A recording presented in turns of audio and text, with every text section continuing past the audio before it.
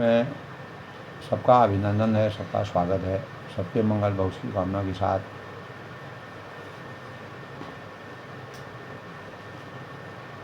आधुनिक समय की बेला के अनुसार, बदलते हुए परिवर्तन के अनुसार और शिक्षा का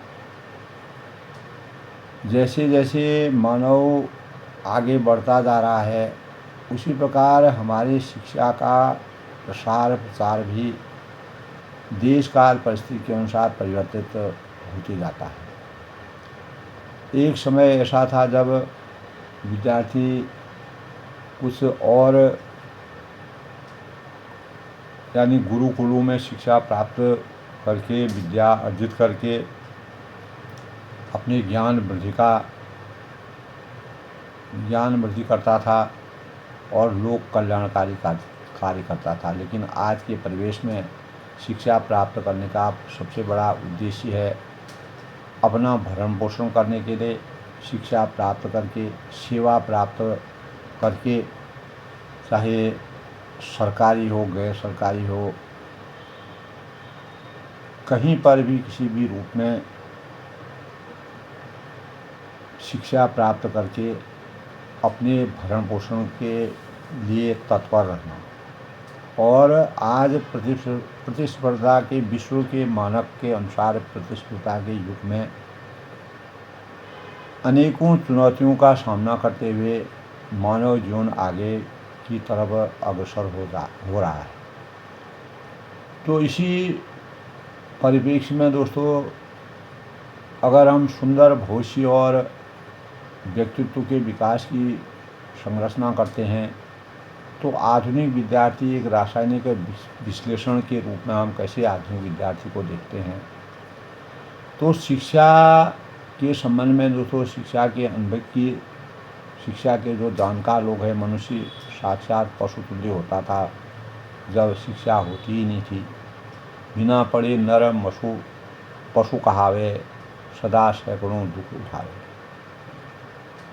तो बिना पढ़े नर पशु कहावे, सदा सैकड़ों दुख उठावे। निश्चित है, शिक्षा से अनभिज्ञ मनुष्य साक्षात पशु तुल्य होता है। यानी मनुष्य मात्र बंधु है, यही बड़ा विवेक है, वही मनुष्य है कि जो मनुष्य के लिए मनुष्य मात्र। तो इन विचारों के अनुसार दोस्तों, शिक्षा के महत्व को प्रकट करना प्रत्येक मानवता का कर्तव्य है। शिक्षा का उद्देश्य मनुष्य का जन्मजात शक्तियों का विकास करके उसके ज्ञान और कला कौशल में वृद्धि एवं व्यवहार में परिवर्तन किया जाना होता है। और ये सभी सुसंस्कृति, सौहार्दपूर्ण एवं योग्य नागरिक बनने की सबसे बड़ी उत्कंठा होती है। विद्यार्थी जीवन का वह कारखाना है, वह पाठशाला है जिसमें भावी जीवन का निर्माण होता है। हम कैसे अपने भविष्य का निर्माण करते हैं और उसके बाद अपने पारिवारिक और राजनीतिक और देश के स्वरूप को अपने कंधों पर आसीन करने के लिए उत्साहित होते हैं। तो अर्थात विद्यार्थी जीवन ही भावी जीवन को सुखी बनाने की आधारशिला मानी गई। यह जीवन बड़ी कठोर साधना का जीवन माना गया है, क्योंकि एक जगह कहा है, काक चेष्टा बको ध्यानं स्वान निद्रा तथैव च अल्पाहारी गृहत्यागी विद्यार्थी पंचलक्षण। यानी प्राचीन शास्त्रों विद्याओं के अनुसार जब गुरुकुलों में शिक्षा प्राप्त की जाती थी तो विद्यार्थी के अंदर 5 गुणों का होना नितांत आवश्यक होता था। काक चेष्टा बको ध्यानं, कौवे की जैसी चतुराई, बगुले का जैसा ध्यान, कुत्ते की जैसी नींद, और अल्पाहारी कम खाना खाना, गृह त्यागी घर के भौतिकताओं से कोई लेना देना नहीं। ये 5 लक्षण जो है विद्यार्थी के अंदर होने चाहिए। ये हमारे शास्त्रों की विधाओं के अनुसार कहा गया है। तो यह जीवन बड़ी कठोर साधना का जीवन इसलिए माना गया है। अगर आज भी हम उन बातों का अगर अपने अंतःकरण में थोड़ा भी ध्यान लगाते हैं तो निश्चित ही दोस्तों जो ज़मीनी स्तर से जो विद्यार्थी अपने जीवन को चरितार्थ करता है, अभाव में जीवन को व्यतीत करता है, तो वह वास्तव में इन प्रेरणाओं से अपने जीवन का उदय करता है, उन्नति करता है। यह तप और साधना का वह अग्नि है जिसमें तप कर मनुष्य का जीवन कुंदन की तरह निखर उठता। तो ऐसे साधक को सुख कहा है। सुखार्थी व त्यजेन विद्या, विद्यार्थी व त्यजेत सुखम, सुखार्थिनो कुतो विद्या, विद्यार्थिनो कुतो सुखम। अर्थात कहने का मतलब है सुख चाहने वाले विद्या को त्याग दें। अगर हम सुख की अनुभूति शुरू से ही शुरू करेंगे, बचपन से हमको सुख का एहसास करने की कोशिश करेंगे, सुखमय जीवन यापन करेंगे, तो वह हमारे जीवन की उन्नति का एक सही परिचायक नहीं है। इसलिए हमको अगर असली विद्यार्थी बनना है तो उसके लिए हमको त्याग की आवश्यकता है, सुख से त्याग, और विद्या को चाहने वाले सुखों का त्याग करना पड़ेगा। क्योंकि सुख चाहने वाले को जो सुख की बहुत अभिव्यक्ति करते हैं, विद्या का सर्जन नहीं कर सकता। और विद्यार्थी को सुख कभी नहीं होता है जब तक वो अपना वह एक अभावग्रस्त जीवन, हर परिवेश से उसको जब अभावग्रस्त रहता है तब वह वास्तविक शिक्षार्थी कहलाता है। हमारे प्राचीन शास्त्रों की इस प्रकार की मर्यादा है, जो गुरुकुलों में अनेक ऋषि मुनियों के सानिध्य में रह करके अपने जीवन को चरितार्थ से जीने का किया है। तो इन अंशों से, इन प्रकरणों से दोस्तों वर्तमान समय में विद्यार्थी का व्यंग्यात्मक वर्णन किया जा सकता है। आज के परिवेश में क्या घटित हो रहा है। इतिहास विद्यार्थी शब्द का अर्थ विद्या प्राप्त करने वाला है, परंतु साधारण बोलचाल की भाषा में इसे धनाद उपार्जन करने के लिए विद्या का अध्ययन करने वाला कहा जाता है। आज के परिवेश के अनुसार प्राप्ति का स्थान के बारे में अगर हम बात करते हैं तो प्राचीन काल में यह पदार्थ संसार के प्रमुख देव भारत, चीन, मिस्र, यूनान आदि में पाया जाता था, परंतु वर्तमान में यह संसार में सभी देशों में प्रचुर मात्रा में उपलब्ध है। सर्वत्र हमको ऐसा दिखने को मिलता है। आधुनिक युग में जिस प्रकार सिनेमा घर हैं, रेस्टोरेंट हैं, चौराहे हैं, गलियां हैं और कॉलेज हैं, महाविद्यालय हैं, गेट पर किंतु परीक्षाओं के समय में वे अधिकांश मंदिर, मस्जिद तथा चर्चों में पाए जाते हैं। इनके दो रूप हैं, छात्र और छात्रा। तो गले में टाई, आँखों में चश्मा, चमकदार शर्ट, विभिन्न प्रकार की टी शर्ट, रेड चीफ आदि के जूते और हाथ में मोबाइल तथा छात्राओं में नीले, पीले, काले, लाल दुपट्टे, सलवार, कुर्ता, चेहरे पर विभिन्न प्रकार के खूबसूरत लेप पदार्थों का प्रयोग अधिक आज के परिवेश में हो रहा है। तो कारण यही है दोस्तों कि अपनी एक अधिक मात्रा में पहचान के साधन हैं। तो तैयार करने की विधि दोस्तों, किसी भी 5 या 6 साल से ज़्यादा उम्र के लड़के या लड़कियां को स्कूल भेजकर आसानी से विद्यार्थी के रूप में प्राप्त किया जा सकता है। भौतिक गुणों के रूप में अगर हम विश्लेषण करते हैं तो साधारणतया विद्यार्थी दुबले पतले चेहरे पर चमक इत्र का प्रयोग करने वाला, चमकदार कपड़ों वाला, तेज और परंतु चेतना से मुक्त होता है। यह फैशन भी दुनिया का एक शहंशाह होता है। रासायनिक गुणों, ये तो हमारे भौतिक गुण हैं। अगर हम रासायनिक गुणों की परिचर्या करते हैं तो वह बहुत ही क्रियाशील होता है। चाय है, सिगरेट है, पान है, तंबाकू है एवं अन्य कई उत्तेजक पदार्थ उनके सक्रियता में उत्प्रेरक का कार्य करते हैं।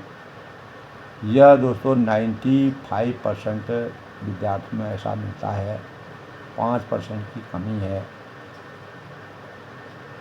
तो प्रशंसा के घोल में यह आसानी से विलय हो जाते हैं, अर्थात शिक्षा के कार्य में अधिकांश अल्प विलय होते हैं। तो दोस्तों, अप्रिय बात से इनका तात्पर्य पर ये तुरंत उबल पड़ते हैं। प्रतिक्रिया इनकी बड़ी शीघ्र होती है। अगर आप इन अच्छाई की बात भी करें तो इनको एकदम से अप्रिय बात जो है उनका टेम्परेचर बढ़ा देती है और परीक्षाओं में ये साधारण ताप पर भी पिघल जाती है। तो जल से क्रिया यानी प्रायः माता पिता व गुरुओं की आशाओं पर चर्चा में फंसते हैं, आशाओं पर चर्चाओं को फेरते हैं। तो चुंबकीय प्रभाव, सिनेमा घरों के प्रति आकर्षण ज़्यादा है, जो आधुनिक फैशन है उसकी तरफ आकर्षण ज़्यादा है और कॉलेजों के प्रति विकर्षण रखते हैं। तो विस्फोटक गुण दोस्तों आज पर्याप्त मात्रा है। रंगों दंगों के समान समय में यह अनेक प्रकार के कुठाराघात, गलत अस्त्र शस्त्रों का प्रयोग करके सबसे आगे चलते हैं अपनी प्रतिभा को बनाने के लिए तथा अपना रौब दिखाने के लिए और जनता में विस्फोटक स्थिति करने के लिए और देश की औन्नति के लिए। विरंजन गुण एक होते हैं दोस्तों कि ये बहुत तीव्र विरंजक हो जाते हैं, अर्थात अच्छे अर्थों का रंग उड़ा देते हैं। तो वर्तमान समय में दोस्तों इसकी उपयोगिता संदिग्ध है। जैसे भारत में हड़ताल है, अनशन है, राजनीतिक हंगामे हैं, तोड़ फोड़ के लिए काफ़ी इस प्रकार की चीज़ों को अपनाते हैं। तो हमें इन बातों से अलग रहने के लिए और अपने जीवन को देश के मानकों के अनुसार चरितार्थ करने के लिए सुंदर भविष्य की आवश्यकता की जरूरत है। तो प्रत्येक मनुष्य को स्वयं के,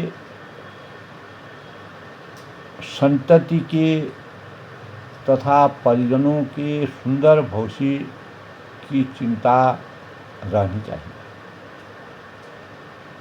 इस दिशा में वह अपनी बुद्धि के अनुसार संघर्ष भी उसको करना चाहिए। तो दोस्तों, जहाँ कुछ लोग भविष्य को लेकर आश्वस्त रहते हैं, वहीं अधिकतर लोग यानी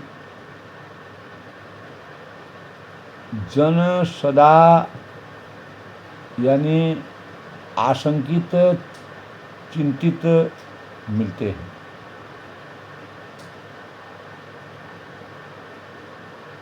तो यह अंतर दोस्तों, इस प्रकार का जो अंतर होता है, यह अंतर व्यक्ति के सोच से उत्पन्न होता है और सोच में अस्पष्टता से वह सुख संतुष्टि तो बिल्कुल और अधीर रहना व्यक्ति का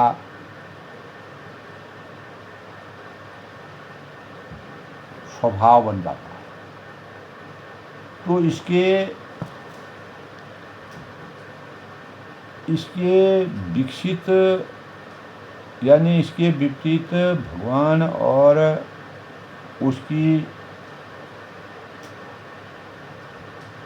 उसको योजना जो वह योजना बनाता है आस्था रखने वाले को निरंतर इच्छा शक्तियों में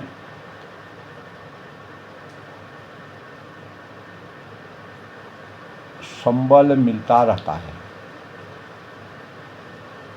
तो वह विश्वस्त रहता है कि वह अकेला नहीं है, प्रभु साथ में संभाल लेंगे। तो आज का भला या बुरी, आज की भली या बुरी जो स्थिति की आधारशिला बीते कल में रखी गई थी, तो वर्तमान ही दोस्तों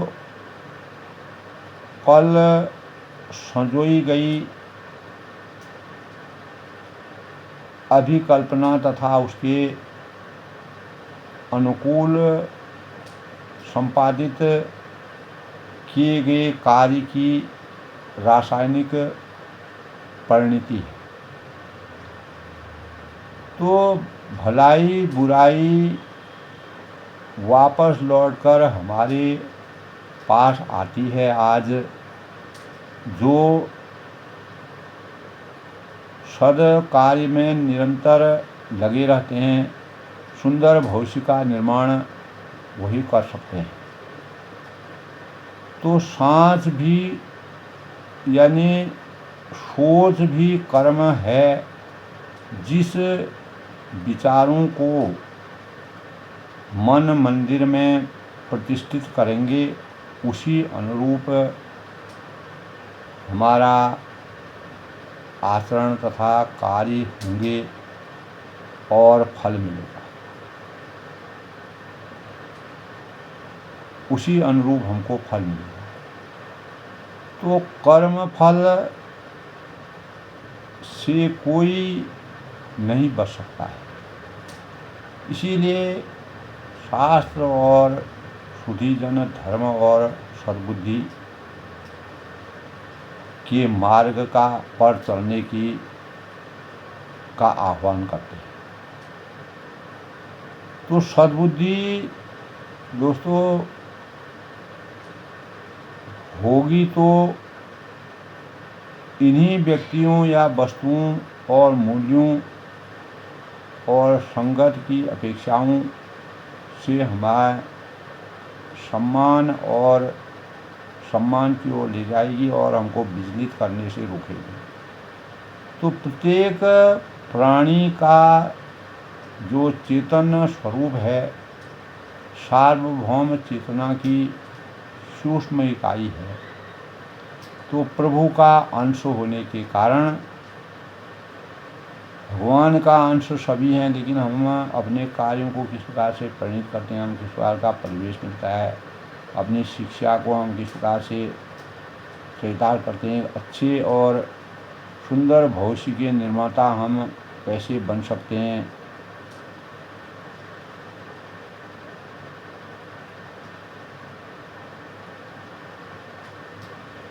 तो बृहद यानी उपनिषदों में दोस्तों बीज मंत्र अहम ब्रह्मास्मि की व्याख्या करते हुए आदि शंकराचार्य ने यह संदेश दिया था कि स्वयं के भीतर निहित ईश्वरीय अंश की अनुभूति कर, ईश्वरीय अंश की अनुभूति करके कर लेंगे तो आध्यात्मिक और जो नैतिक रूप की जागृति हमारे अंतःकरण में व्याप्त हो जाएगी। तो उस स्थिति में हमारे और तुम्हारे विचार, आचरण और कार्य स्वतः ही ईश्वरीय विधान का अनुपालन करने में सहयोग करेंगे। जैसा हम चाहेंगे वैसा हमारा भविष्य बन जाएगा। तो आधुनिक विद्यार्थी को भी इन भावों से अपने जीवन को चरितार्थ करने की योजना बनानी चाहिए, ताकि हम बिखरे नहीं, व्यक्तित्व का विकास हो, देश संस्कृति का स्थान विश्व की समस्त संस्कृतियों में सर्वोपरि रहा है। जहाँ के निवासी देवता हों उसे देव संस्कृति कहते हैं, और उनके सोच है, विचार हैं, चिंतन है, स्वभाव है, कर्म है, सभी उच्च कोटि के होते हैं। तो उनका जीवन अनुशासन, आदर्श, मर्यादा एवं सिद्धांत से परिपूर्ण होते हैं। वे स्वार्थपरक एवं संकीर्णता से ऊपर होते हैं। तो आज के परिवेश में हमको इस चीज़ की निहात ज़रूरत है। जिस संस्कृति के लोगों में इन दिव्य गुणों का समावेश होता है, उनमें सुगंध भर जाती है और जो पूरे समाज को सुगंधित करती है, जिसमें सुख, शांति, खुशी, उल्लास, आमोद प्रमोद और सुखद वातावरण का सृजन होता है। ऐसे परिष्कार समाज, देश, व्यक्ति के व्यक्तित्व का विकास तभी होता है। तो आज के विद्यार्थियों से देश को यही अपेक्षा है कि लोगों का अंतःकरण हर्षित हो उठता है। ऐसे लोगों से अभाव में भी वे मिल बांटकर खाते हैं। उन्हें जरा भी दुख, विषाद, संताप का एहसास नहीं होता। लेकिन जिस संस्कृति में लोगों में स्वार्थपरता, संकीर्णता, दुष्टता व्याप्त होती है, तो वहाँ दुख है, अशांति है और कलह है, क्लेश है, द्वंद्व का वातावरण बन जाता है।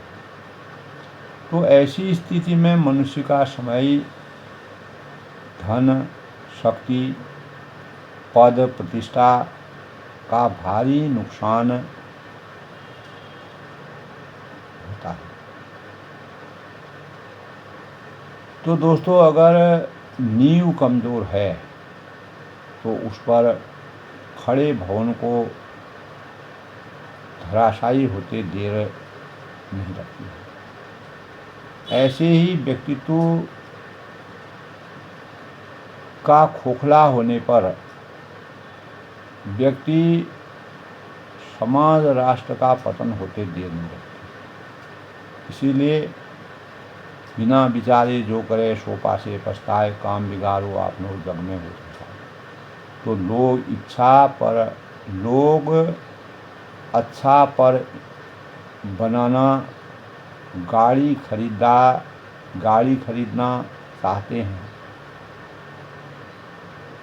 अच्छा घर चाहते हैं, अच्छी गाड़ी चाहते हैं, किंतु अपने अच्छे व्यक्तित्व के निर्माण पर ध्यान नहीं देते।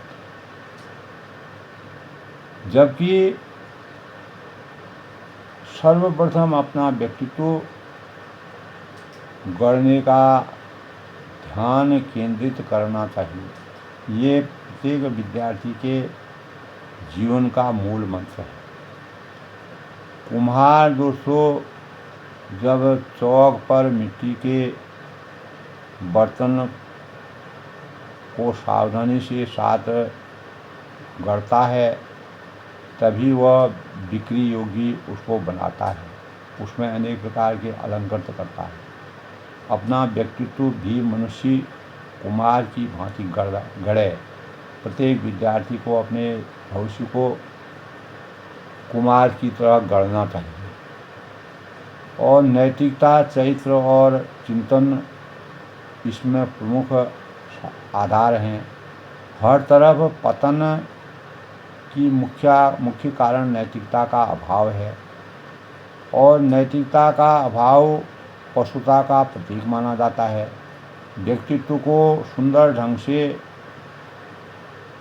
नहीं गढ़ा तो मानव जीवन व्यर्थ माना जाता है, और जीवन का उत्थान व्यक्तित्व के निर्माण में है, जो देव संस्कृति का प्रमुख आधार बनता है। तो दोस्तों, आधुनिक विद्यार्थी एक रासायनिक और विश्लेषण के रूप में जो मैंने आज परिचर्चा की, और सुंदर व्यक्तित्व और सुंदर भविष्य के निर्माण के लिए हम कैसे अपने एक विद्यार्थी को किस प्रकार से अपना मार्गदर्शन करना चाहिए, किन विचारों से अपने को विभूषित करना चाहिए, तो इन भावों को अगर हम अपने अंतःकरण में विराजमान करेंगे और हम पुराने स्वरूप में आ जाएंगे, काकचेष्टा, बकोधरण, स्वनिद्रा तथा स्व अल्पहारी, गृहत्यागी विद्यार्थी पंचलक्षण। ये लक्षण हमको जमीनी स्तर से हमारे चरित्र को, हमारे आचरण को, हमारे स्वरूप को मजबूती प्रदान करने में सहायक होंगे। भली देश काल परिस्थिति के अनुसार प्रतिस्पर्धा के युग में हमें आगे बढ़ना है, लेकिन अपने चरित्र का संगठन, चरित्र का निर्माण करना, आचरण की स्वच्छता रखना और बुरे परिवेश से अपने को बचाना, यह प्रत्येक विद्यार्थी का चरम लक्ष्य होना चाहिए।